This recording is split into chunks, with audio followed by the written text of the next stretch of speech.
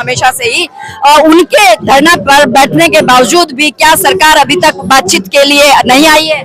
देखिए, जो सरकार 90,000 सरकारी स्कूल बंद कर सकती है वो मात्र इस धन्ने के लिए अपने जो शिक्षा मंत्री उसको नहीं हटाएगी। धन्ने का रूप आप लोग इसका मतलब मानते हैं कि वो नहीं हटाएगी? बहुत बेशर्म सरकार है, बहुत ज्यादा बेशर्मी है। ये आप भूल जाइए कि वो सरकार अपने किसी आदमी को इस्तीफा, यहाँ तक कि राजनाथ सिंह जी ने भी एक बार कहा था कि एनडीए में इस्तीफे नहीं होते हैं। उनका चुनावी मुद्दा गंगा, गाय और राम पर था, उनका शिक्षा मुद्दा नहीं था।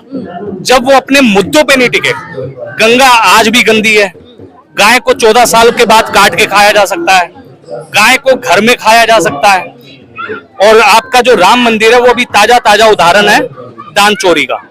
तो जब इन सब मुद्दों पे सरकार नहीं टिकी तो जो मुद्दा है ही नहीं शिक्षा का, उसमें कहां से टिक जाएगी? कब उन्होंने कहा कि हम शिक्षा में काम करेंगे? कब उन्होंने कहा कि हम नौकरियां देंगे? उन्होंने जो मुद्दे बताए थे गंगा, गाय और राम, उन तीनों पे वो खुद नहीं टिकी। कुल मिलाकर के जिस सरकार की नीति ही अलग थी, उससे हम सोच रहे हैं कि वो शिक्षा पे काम करेंगे। 2014 में सरकार आई तो उस टाइम में जो एजुकेशन मिनिस्टर थी उनकी एजुकेशन भी थोड़ी सी शायद नजर न ला करके और बस उन्हें एजुकेशन मिनिस्टर बना दिया गया था महिला होने के नाते। देखिए, महिला होने के नाते मैं कहता हूँ अनुभव बहुत बड़ी चीज होती है। प्रैक्टिस कहते हैं, मेक ए प्रैक्टिस परफेक्ट हो जाता बंदा। शिक्षा मायने रखती है, अनुभव भी मायने रखता है, लेकिन इनकी नीयत में नहीं है कि ये रोजगार दें, शिक्षा दें, इनकी नीयत में नहीं है। मैं यहाँ नीयत की बात लाऊंगा। कम पढ़ा लिखा भी आदमी अच्छा काम करता है समाज में, ऐसी बात नहीं है। पढ़ा लिखा भी गलत काम करता है, गलत गतिविधियों में पड़ता है। तो शिक्षा मायने रखती है, लेकिन इनकी नीयत ही नहीं है कि ये समाज का भला करें, क्योंकि अगर शिक्षा देंगे तो इनको रोजगार भी देना पड़ेगा। अगर शिक्षा नहीं देंगे तो एक सस्ती अच्छी लेबर इनको कंट्री में मिलेगी। जैसे अग्निवीर, हाथों में उनके काबिलियत है गन चलाने की। जो गन चला रहा है, जो हाथों से मजबूत है, शरीर से मजबूत है, उससे हम कहें कि 90 का काम कर लो तो वो नहीं करेगा। अगर वो खाली बैठेगा तो क्या करेगा? जॉब है नहीं, वो अपनी काबिलियत कहाँ दिखाएगा? नेचुरली बात है, वो गलत कामों में दिखाएगा। उसको सिखाया जो गया वो वही इस्तेमाल करेगा। तो सरकार जो पॉलिसियां इस्तेमाल कर रही है वो बहुत गलत पॉलिसी है। इससे देश की सुरक्षा को भी खतरा है, देश के युवाओं का भविष्य भी खतरे में है, और मंदिर तो खतरे में है ही है। लेकिन 140 करोड़, हाँ, एक वन बाय वन हम सबकी बात करेंगे। 140 करोड़ देशवासियों का मेरा देश है, मेरा भारत देश है। उस भारत देश में जवान यूथ उस मात्रा में बाहर नहीं आ पा रहा है जिस मात्रा में आह्वान किया जा रहा है। देखिए मैडम, जागृति इतनी धीरे क्यों हो रही है? देखिए मैडम, मेरा कहने का मतलब ये है कि जब प्रधानमंत्री ये कहते हैं कि मेरा पेट गालियों से भरता है तो आगे को बात ही कुछ नहीं रह जाती कहने के लिए। ठीक है, अगर आगे कोई बात कहती है तो हम यही कहते हैं कि हमारे देश में जो है राजनीति जातिवाद पे ना होती। हम ये चाहते थे कि हर सब बंदे, कोई भी जात हो, एक ही प्लेटफॉर्म पे बैठ के खाना खाएं और हम सब एक रहें। इन्होंने हिंदू मुसलमान डाल के 9 साल निकाल दिए। अब आगे बच्चे देखो कितने परेशान है। ये आप देख रहे होंगे, मेरा देश देख रहे हो, मेरा देश नहीं विदेश भी देख रहे हैं, विदेश भी देख रहे हैं। अभी क्या देखोगे आप? देखिए, किसी भी सरकार के लिए संगठन कोई करता है, कोई समुदाय करता है अपने धर्म की रक्षा, तो ठीक है।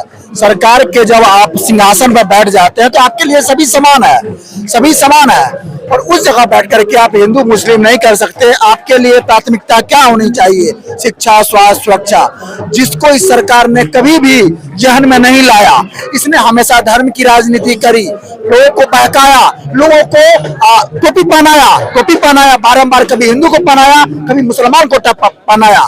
लेकिन अब ये भारत जान चुका है, वो एक्सपोज हो चुके हैं। भले ही 22 राज्यों में वो सरकार बना चुके हैं, लेकिन अब उनकी डाउनफॉल शुरू हो गई है। और बहुत जल्दी, मैं आपके चैनल के माध्यम से कहना चाहता हूँ, बीजेपी विश्व की सबसे बड़ी पार्टी तो है, विश्व की सबसे सशक्त पार्टी तो है, लेकिन बुलंद नहीं है। आप इस जंतर मंतर को छोड़िए, जंतर मंतर से बाहर निकलिए, 5 लोगों को पकड़िए और पूछिए बीजेपी के शासनकाल को, कीजिए उनके कार्य को, सर्वेक्षण को, आपको संतुष्ट नहीं दिखाई देंगे। जब आप इतने अच्छे हैं तो लोग आपसे खुश क्यों नहीं है? जवान परेशान, यहाँ पर स्टूडेंट आए हुए हैं परेशान, पीछे किसान आए हुए हैं परेशान, बॉर्डर पर जवान परेशान, तो है पूरा हिंदुस्तान परेशान है। बताइए तो किसके लिए सरकार है? अगर आप सरकार की बात करते हैं, बॉर्डर पर सेना परेशान है, आपने कहा जवान परेशान है, तो एक वक्त वो भी था जब जवानों के सिर कलम करके ले जाए जाते थे। आज भी हो रहा है, आज भी हो रहा है। आपने देखा ना अभी ऑपरेशन सिंदूर में हमारे 6 जवान शहीद हुए। क्या देश को इतनी भी हक नहीं था, इतना भी उनके प्रति उनका स्वतंत्रता नहीं थी, उनको सच्ची श्रद्धांजलि देने का, जो अपने वीर बलिदानियों को नमन कर सके। 13 महीने बाद ये सरकार क्यों स्वीकार कर रही है?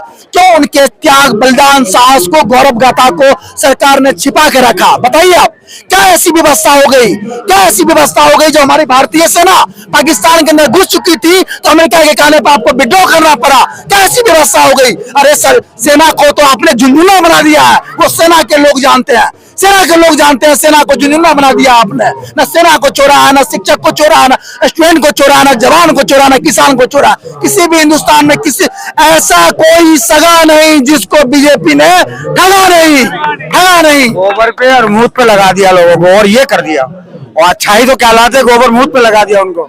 यूथ से बात कर रहे हैं, आप हमारे साथ जुड़े रहिए। मैम, ये बताना चाह रहा हूँ मैं कि हमने देखा लोकसभा के चुनाव में पिछले समय, अभी यूपी के अंदर